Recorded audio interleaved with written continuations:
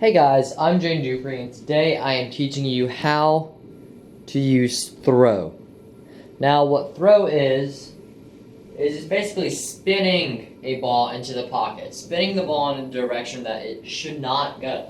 So let's say we're playing 8-ball, and we're solids, and we need to pocket the 6, but we do not have the contact line to make the 6. So we need to contact the 6 here to make it, but we cannot hit there. We can only hit there. So we barely can kind of get to it. Now we really can't. We're barely missing, and we're barely missing the 10, and we're still missing the 6 by a good few inches. So what we're going to do is we are going to spin the 6 into the pocket. So when using throw, we're going to use the opposite spin of the direction we want it to go. So we want to throw this 6 ball to the left, so we're going to use right spin on the on the cue ball. Right spin on the cue ball throws the object ball to the left.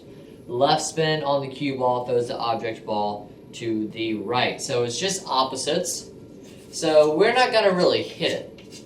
We're going to focus more on spinning the ball. So we're kind of going to twist it a little weird.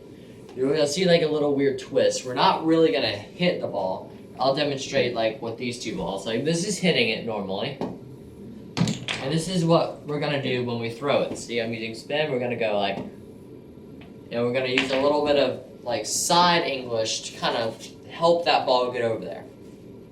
So we're not focused on any ball right now. We're just focused on spinning that cue ball.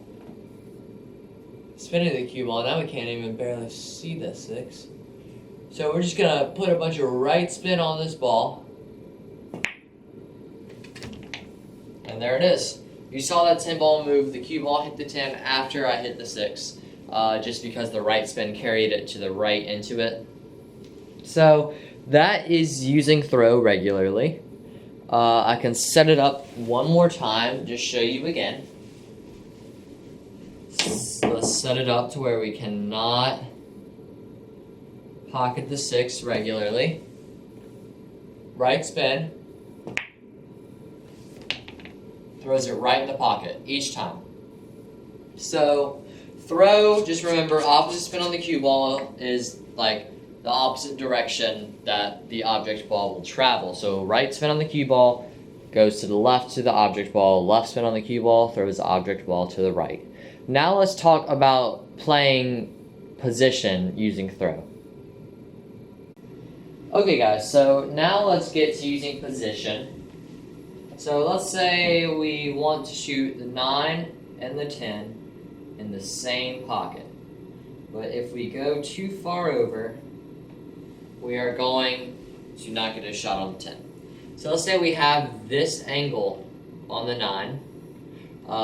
And let's just go ahead and shoot it with, you need to back this up a little bit. Let's just go ahead and shoot it with center ball.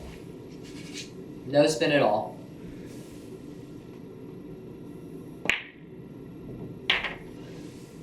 See, we barely made it to the pocket, and we're still stuck behind that 7 ball. So what we need to do is we're going to throw it.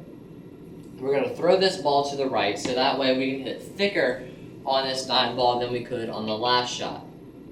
So if we're throwing it to the right, we need to use left spin.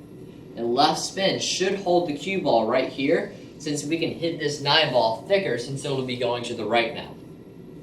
So the spin should help us hold this cue ball behind this ball.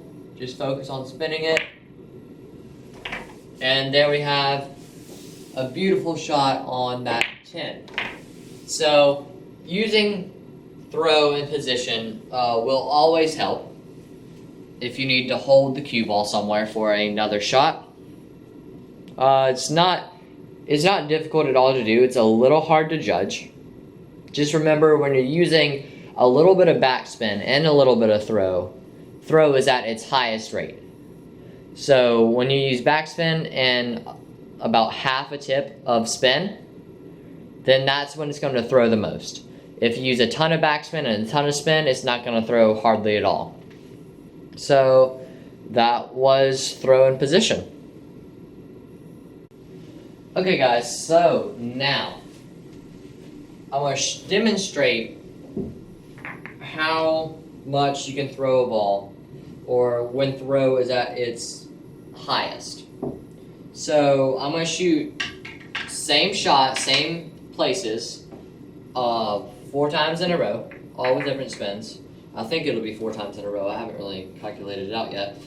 But first, we're going to do no spin. No spin at all. Just up and down the rail. No throw at all. I should probably move this camera to a straight angle. So you saw from that angle, you didn't need to see, that the ball just came straight back. So now we are going, sorry if you heard that paper fall, we are going to use a little bit of left spin, which throws the ball to the right, just a little bit, not even like half a tip. Not much happens. You know, it kind of went over a little bit, not a lot at all. Not enough to affect a shot. So now, about half a tip, 1 tip of left spin, which is when throws at its highest. Now you see it go to the right. Now with a slow speed and about a tip of spin, that is when throw is at its highest rate. So now I'm going to show you that still amount of spin with more speed. See, not much happens. So that slow speed throws the ball more. So always remember, when you're hitting at fast speed, a lot of throw doesn't. You don't get a lot of throw. So now, I'm going to show you with as much spin as we can put on the ball. It continues on its regular path. So I told you in that last little segment that a lot of spin doesn't necessarily mean a lot of throw. I told you throw is at its highest with a little bit of backspin and a little bit of side spin, about a tip. So now full max left spin at full speed, nothing happens at all. It continues on its straight path. But you saw that this ball went to here, this point right here on this rail, when I used slow speed and a little bit of side spin. I didn't use any backspin on this. It would have been more throw if I used backspin, but a little backspin and a little side spin is when throw is going to be at its absolute highest. Okay, so now I'm going to show you a few situations where you think you might make a ball, but you won't because of throw. So imagine we're in this situation. 2 balls are frozen to each other, they're touching each other, and they're both touching the rail. So you think anywhere you hit that 9 ball, that 10 ball will go down the rail and go into that corner pocket, which is a good thought, but that will never work. Never. I promise you, in a million years, without what I'm about to show you, this will never work. So with that throw, pushes it to the left, and it will always push it to the left until there's a difference in the ball, which sometimes happens. Like if there is a chalk smudge, if there's a little dot of chalk at the contact point, then the ball would probably throw to about here. But let's see if I can demonstrate that real quick. Let's put a little piece of chalk, the chalk smudge, at that contact point. Now I'll show you that. Watch what the chalk smudge does. Yep, it threw right to where I pointed it. So now since I did that to that ball, we'll get a different ball.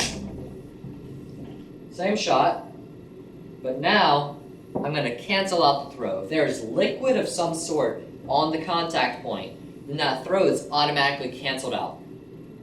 I'll put a little bit of spit on the contact point. Now there's liquid at the contact point, so the throw is automatically canceled out. So watch it now. Right in the pocket. Every time if there's liquid, that ball will go in. If there's chalk smudge, it'll throw to about here. And if there is nothing at all, it'll probably throw to about here. But you're gonna miss it if there's a chalk smudge or if there's absolutely nothing like that. That's why some people ask referees to clean the balls, because there may be a chalk smudge and that may cause extra throw or skid or just effects that shouldn't happen. So that's why people ask referees to clean the ball and they wash it down with like a rag and stuff. But yeah, that was how to throw a ball. Thank you guys so much for watching. I really hope you enjoyed. If you did, click that like button. If you want to see another video, there's probably about to be a little box that pops up. You can just click that. If you want to be notified when I post again, click the subscribe button. That'll probably appear in a little circle. Click the subscribe button down below and click the bell icon right next to it. That'll just send you a notification and an email saying that I've uploaded some new content. Thank you guys so much for watching, and I really hope this helped you become a better pool player.